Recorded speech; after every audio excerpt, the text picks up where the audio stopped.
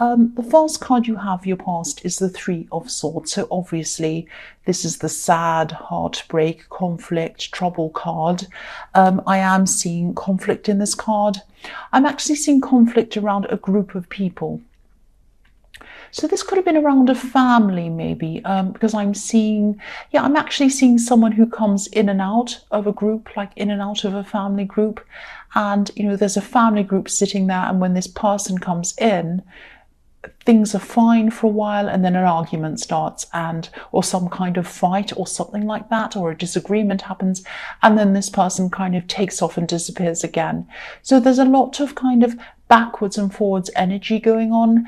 And also this person who comes in and out, they're a very sensitive person, but they're not sensitive in the way that they just kind of cry and kind of sit in a corner. They kind of get really angry and start kind of losing their temper, and then they run off and they kind of flounce off in a fit. So it's almost like this person looks for things to be upset about or angry about or something like that. The other thing I'm seeing around this person is that they might live far away from the rest of this family group, and they might live far away from you as well. Because I think, they don't see these people very often, and they don't see you very often. And then what happens is they visit at certain times, might be people's birthdays, might be kind of holiday times or something. And before they visit, there's kind of always hope. There's kind of an expectation that things are going to be different this time, but it always ends up in some kind of drama or something like that. And I think deep down you really would love to avoid this person. I don't think you want to see this person very much, but I don't think there's really any way to avoid them unless you avoid everyone else as well. Because there might be these kind of family gatherings that everyone goes to, and that might be the only time that you get to see everyone. And so unless you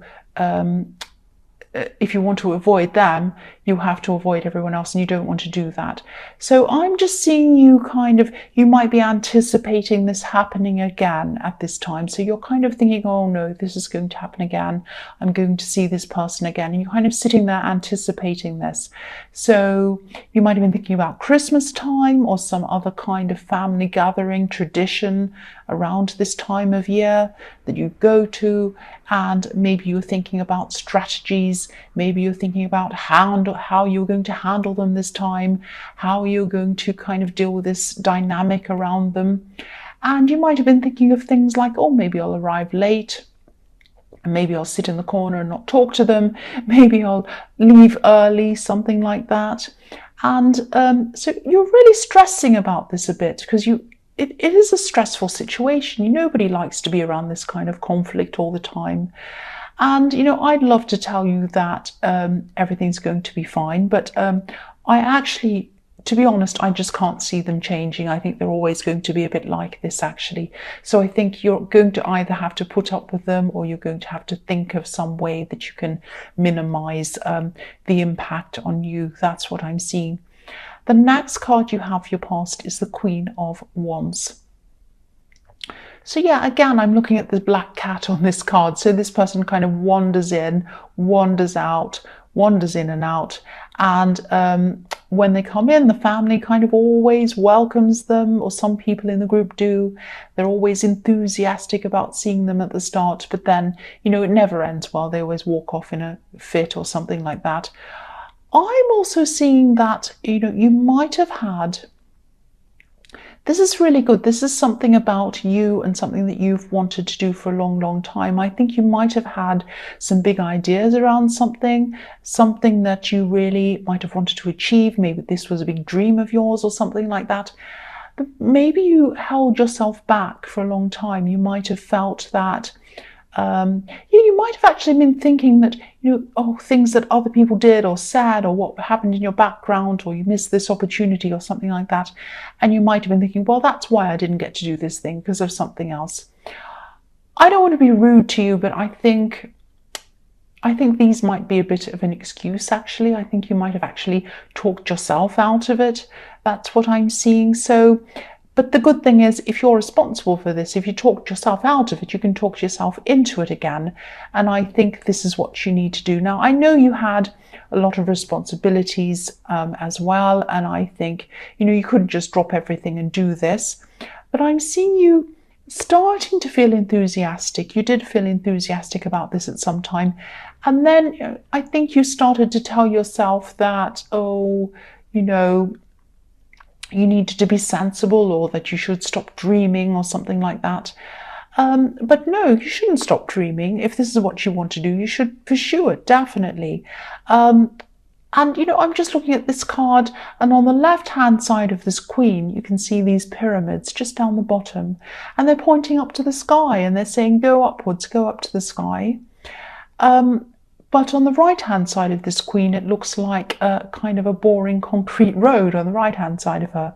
So if this resonates, and this is what you've been saying to yourself, that, you should just do something ordinary, or you shouldn't pursue this, or you should be sensible, anything like that, don't settle for a boring concrete road.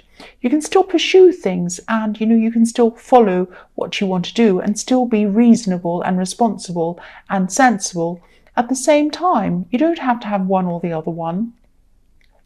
If this is a business you wanted to start, you can do that. You can stay at the job you're already in, and you can start building this up slowly on the side or something like that. You can just start just about anything in the same way. And, if you look at this queen, she's a realistic queen. She's kind of balanced in between the two things. So she's like that, but she's also optimistic. She's holding a sunflower in her hand. So try to find your optimism again. Try to find your enthusiasm again. That's what you had at the beginning. It's still in there, so go and find it again. Don't kind of paper it over or cover it over with a boring concrete road. What you have are the pyramids. Beautiful. They want to send you upwards. They want you to pursue this thing. So please do it. Please try and do it. The last card you have your past is the Ace of Pentacles. So yeah, fantastic card. This is the card showing you that you have opportunities, showing you that you have abundance, stability, the ability to manifest this thing or to manifest anything else you want. This is the one card that you want if this is what you're trying to do. The Ace of Pentacles, this is what you have. And, I'm saying have, because I know this is in your past, but when you have an ace, it influences the whole reading. So this is the Ace of Pentacles influencing your whole reading. So this is really lucky. This is really good for you. You're being handed this gold coin, and this gold coin is guiding you onto the right path. There's a beautiful path on this card. You might not be able to see it, so I'll just move that up so you can see. Yeah, it's a golden path. And it's leading you, the other thing, it's reflecting the Queen of Wands a lot, actually, because this is leading you up to these mountains. And in the Queen of Wands, these pyramids were pointing upwards as well. It's a similar kind of thing. So both of these cards are saying, go up, move upwards, do what you want, move yourself up. That's what I'm seeing. So yeah, revisit this thing, do this thing, pursue this thing that you want to pursue. That's what both of these cards are showing you. The first card you have your present is the Ten of Wands. So I'm getting this feeling of waiting in this card, waiting for someone to call you or waiting for someone to contact you. I'm seeing there might have been a lot of contact between you and this person, but then it either stopped or it slowed down very, very slowly until there was kind of not very much there or nothing really. And I think this is around a love connection because you were waiting and for some reason you felt that it was their turn to talk to you because you're waiting, you'd put effort in and maybe it was time for them to put their effort in or something like that. But the person I'm seeing on this card is them. And they have a lot going on in their life. And I know that, if people want to contact you, they will, no matter what's going on in their life. I know that. But if this resonates, maybe try to be a bit patient with this person because I think that they do have a lot of great big problems going on in their life. I'm seeing studying or learning and they might even be trying to work and study at the same time. They might be feeling a bit embarrassed, or they might be feeling a bit ashamed about something, actually, because I'm just getting this feeling of being on the edge of disaster. They might feel that they're right on the edge of disaster. They might not know whether they're going to pass or fail, or it might be to do with their job. They might be, just carrying too many things at the same time, and they can't concentrate on everything properly. So they might be thinking, oh, I'm going to lose my job. It might be something like that. So yes, they probably should call you. They probably should tell you. They probably should confide in you, because I know that you'd want to help them, but they don't feel like that. They want to kind of keep this to themselves. So try to be a bit patient with them if you can. That's what I'm seeing. I'm seeing that, they're probably worried, embarrassed. They probably have a lot of things going on that they don't want to share with you at this time. The next card you have for your present is the Hanged Man. So yeah, again, I'm getting this feeling of waiting from you, obviously, with this Hanged Man. That's what he's doing, hanging around, waiting. And maybe you feel as if, you really want to contact them, but you won't do that. It's like you're still waiting. And again, if this resonates, try to be patient and try to concentrate on this thing in the Queen of Wands, this thing that you've always wanted to do, this thing you want to pursue. And, if you look at the Hanged Man, he has a sort of a light bulb around his head. He's not taking action outside of his mind, but there's a lot of action going on inside of his mind. So this is what should be happening with you. Make sure some action is happening inside of your mind. Start planning, thinking about ideas around this thing. Make notes. Start sorting this out inside your head so that you're ready to go forward at the right time. The last card you have for your present is the Ten of Swords. Yes, nobody likes this card. There might actually be someone trying to talk about you, actually, because this can be the backstabbing card sometimes.